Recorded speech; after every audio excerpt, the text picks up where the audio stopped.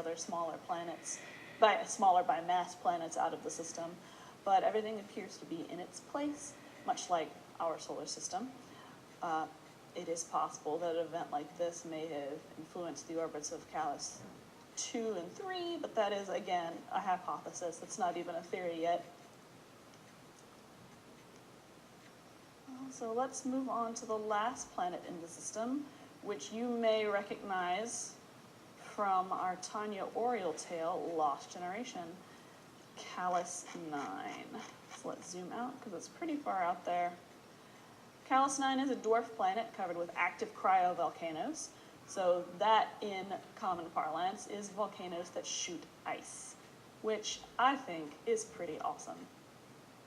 Tanya Oriole, who we envision as a character in the Star Citizen universe, came here as a part of a job that she took to investigate possible remains of the Artemis, the long-lost colony ship. It is possible that she found remains of a ship here, but there has been no evidence discovered of such a thing ever happening. Perhaps one day we can ask Tanya Oriole herself what happened. And if you are interested in catching up on the story, please check out Lost Generation. I think it's a pretty good one.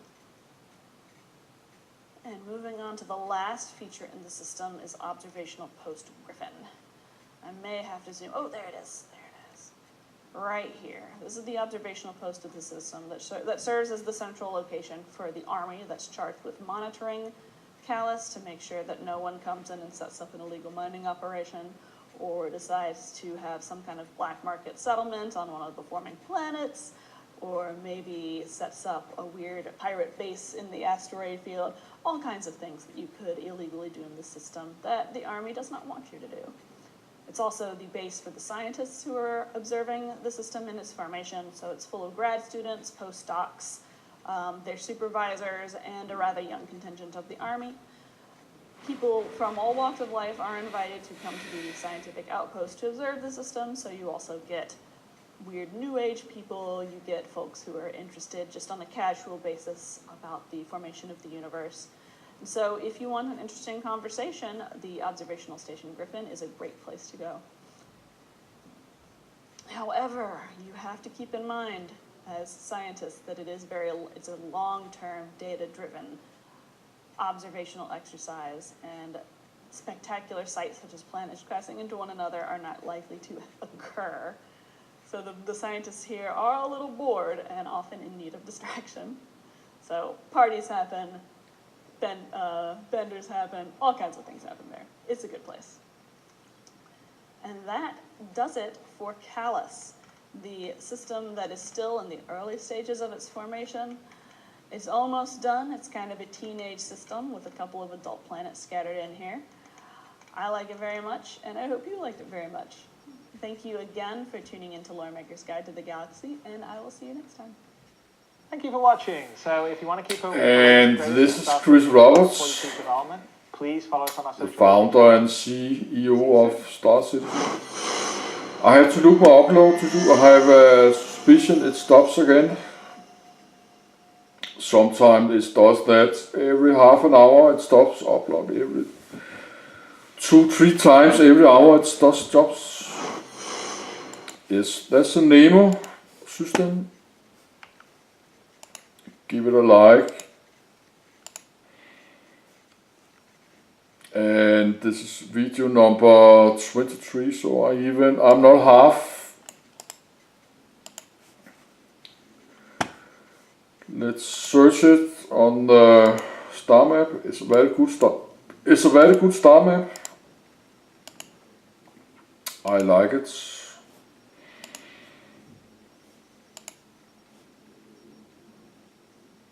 Yes, that's the Nemo. And I need to look if my upload is running. So we take a commercial break. I could take some cola soon. It's 5 p.m.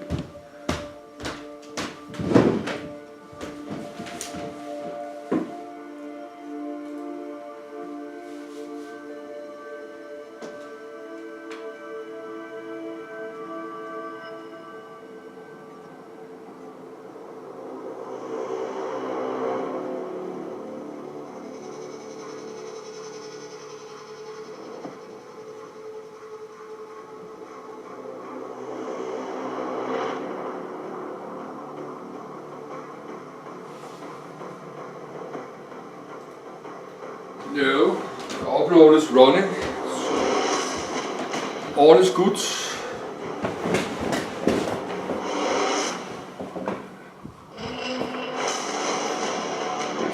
Anvil Hurricane. They are nice. Every ship is very nice in the game.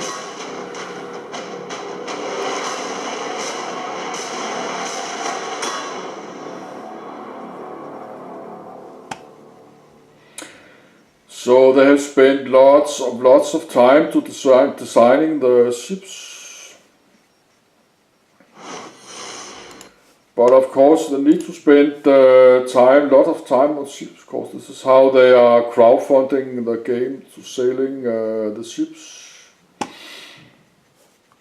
So they need to have some super nice ships. This is how they get money.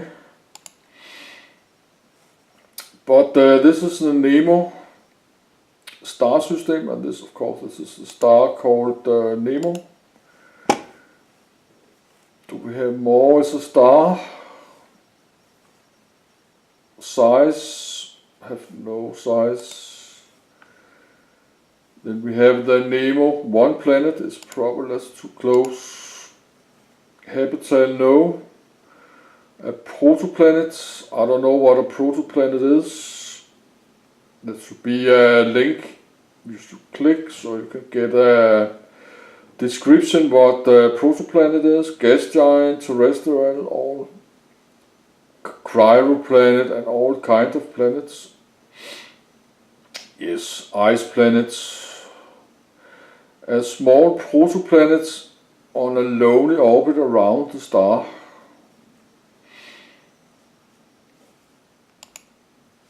Yes, of course, I will go there one day. I will go look them all. Then in the grid belts we have Nemo number 2. Habitat, no. Mesoplanet, I don't know what a mesoplanet is, so this should make some link for, click this, and mesoplanet, protoplanet, cryoplanet, I don't know what this is. A mesoplanet that suffered multiple meteor strikes.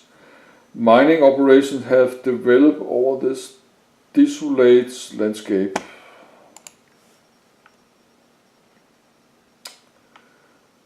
That's a Nemo 2. We have the Ergo, that's a water planet. Ocean planets. Habitat, yes. A terraformed ocean world, the lack of land masses forces the inhabitants of Ergo to build their cities on the water. So they have some floating citizens, so we need some boats. We need some big boats in Star Citizen.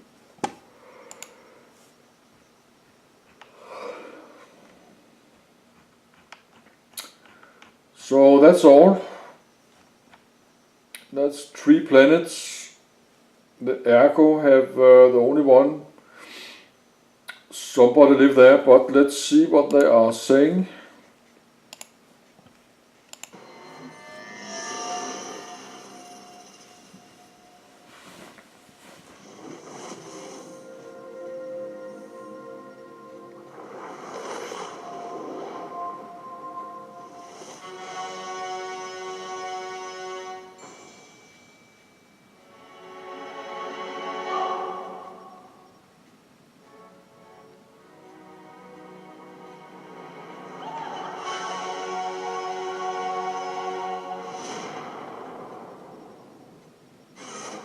Hi, welcome to another episode of Lawmaker's Guide to the Galaxy.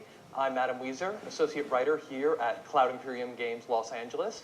And if you haven't seen the show before, this is a chance for one of the members of the lore team to sit down, give you a personalized tour behind the myth and mysteries and astronomy that make up the systems that will appear in Star Citizen and perhaps even Squadron 42. So today we're going to go off to a system that is known for a number of things, but those things aren't exactly what they might seem to be at first glance.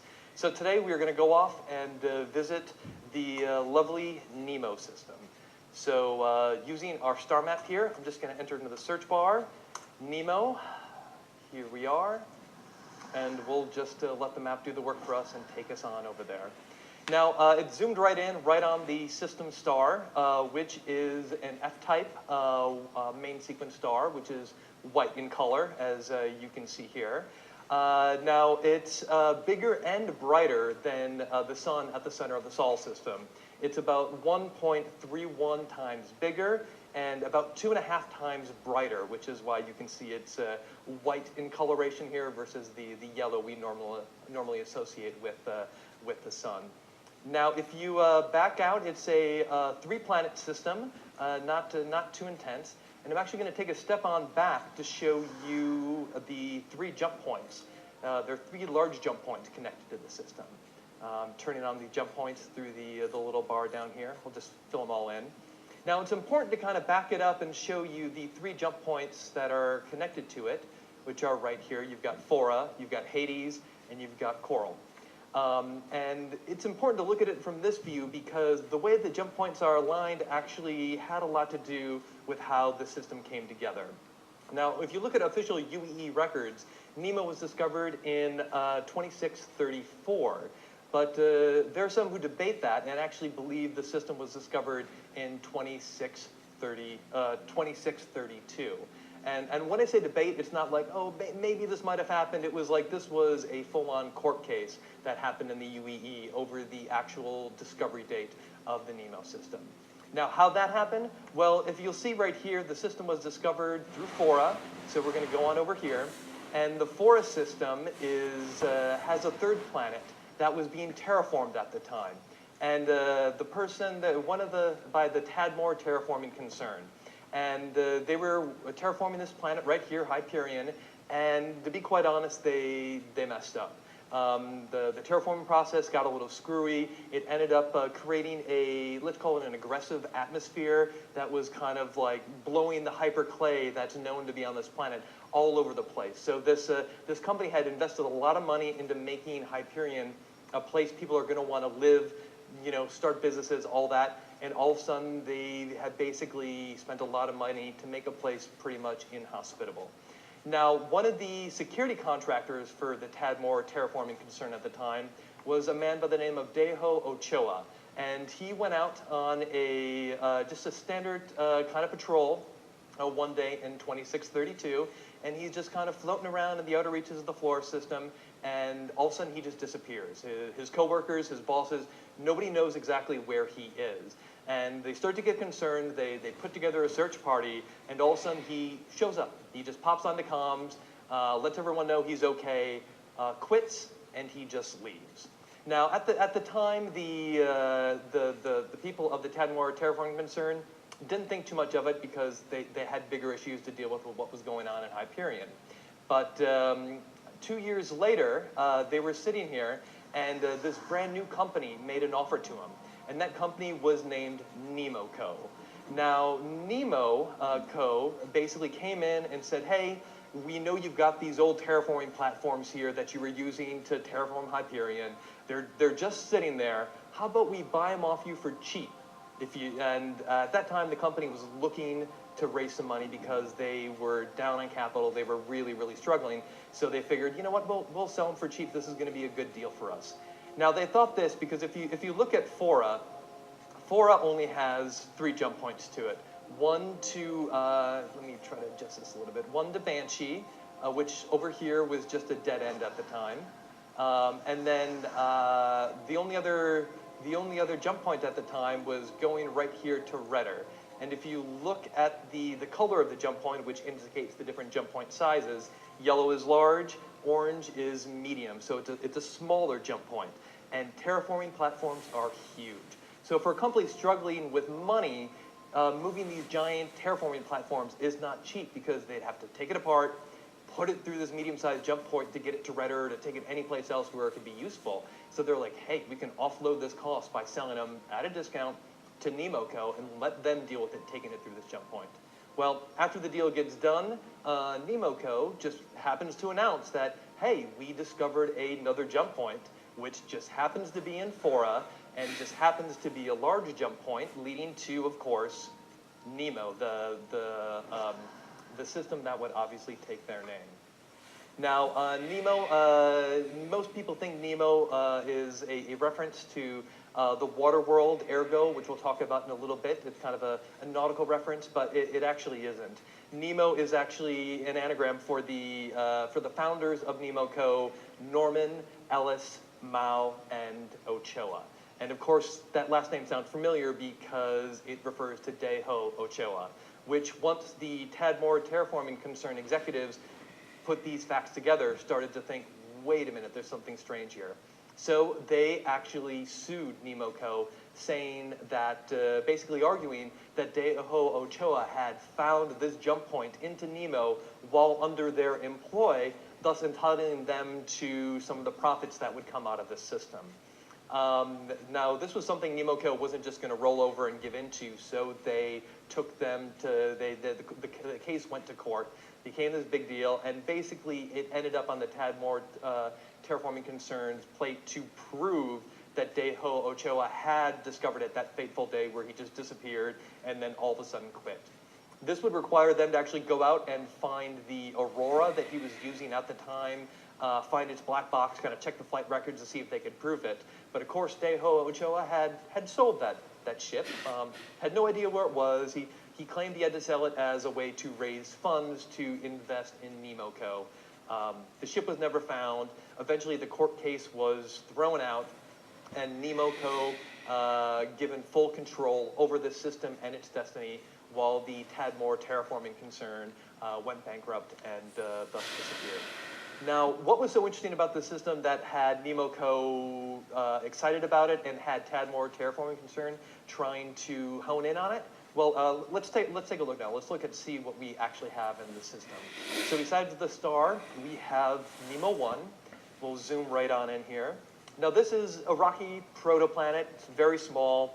1 day on this planet, a nice little interesting fact, lasts 186.7 hours. So that's how long it takes for it to rotate just once, which, to help you with the math, is about a little over 7 days for one complete rotation.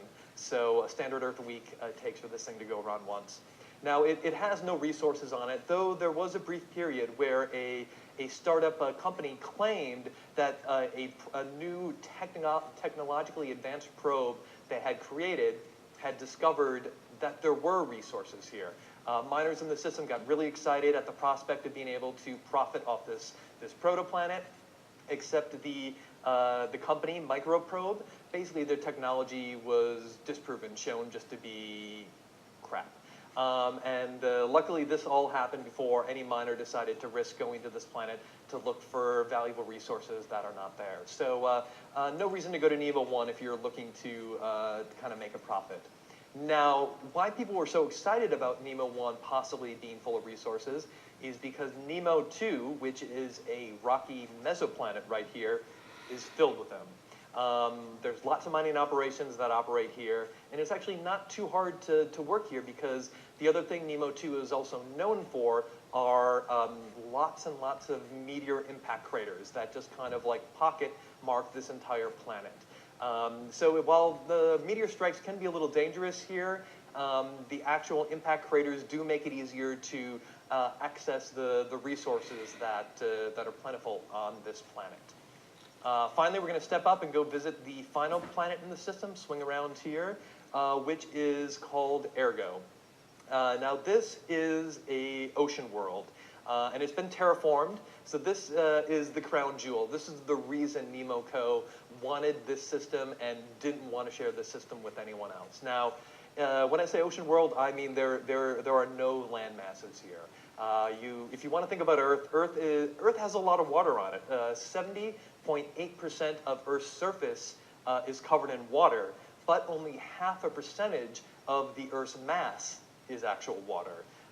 Ocean worlds have a lot more of their mass is made up of water. So when you're looking at this world here, it's not just that there's water covering all of it, it's that the water goes very, very deep before it hits any kind of like rock or anything like that. Now, what makes the planet very special and desirable is that it also has a ton of oil resources on it. Now, this was confusing to people at first because the planet has no life on it. There are no fish in the sea. There's nothing there you can go. There's no plants. There's nothing like that. Otherwise, we wouldn't have been able to terraform it in the first place due to the Fair Chance Act. But the terraforming, there are no animals here, and they suspect, because there is all this oil, that at one time this planet was teeming with some kind of life. They're not quite sure what, because they haven't found any fossil records either. Remember, the crust, the actual rock of this planet is so far underneath this water. There's tons of pressure that would build up for them to go down there and try to explore and find something. So the running theory is that an extinction level event at some point over the millennia knocked out what was alive on this planet. It settled at the bottom. That created the pockets of oil that people go crazy for, and basically why they terraformed and then drilled into this planet. Now, since there are no land masses, basically all the landing zones, the places you're going to visit here, are going to be floating cities. The old terraforming platforms, or once that was done, were immediately converted over to housing and shopping and different more civilian use. Same thing with the old oil rigs. So there's some of the older platforms here are going to have a little bit of a more industrial feel to them, a little bit more, let's just say, rough around the edges to a certain degree. Now, the other famous thing that is known for Nemo is that in orbit, circling around Ergo, is the famous space whale. T-shirts all around the verse that'll read "Ergo, I got blubbered." Lots of different tourist knickknacks can be associated with the space whale, which is an oblong asteroid that basically circles this planet. Many will dispute that it actually looks like a space whale, that it just maybe bears a kind of a resemblance, and over the years it was turned into a tourist trap to basically get people to visit the system and want to check it out. Whether or not it actually looks like a whale is, that'll be for you to decide when you get to go visit Ergo someday in the future. So that's our little look at the Nemo system, this 3-planet system here. Hope you enjoyed the tour, and we'll see you next time on Lore Maker's Guide to the Galaxy. Thank you for watching. So if you want to keep up with the latest and greatest And Star this Citizen is Chris Starmap Roberts. development, please follow us on our social media channels. See you soon. I need to look my upload to YouTube. I have to do that every time because I have a problem. My upload is stopping. So I have to get up and down many hundred times. I don't like to do that, but I have to do that. But it's more easy if I'm watching Netflix.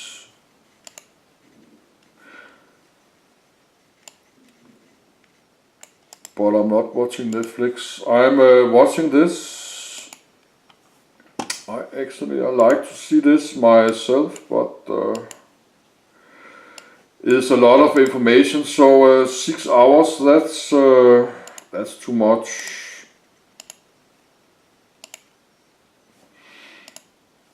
That's the Ryla. The Ryla sun system.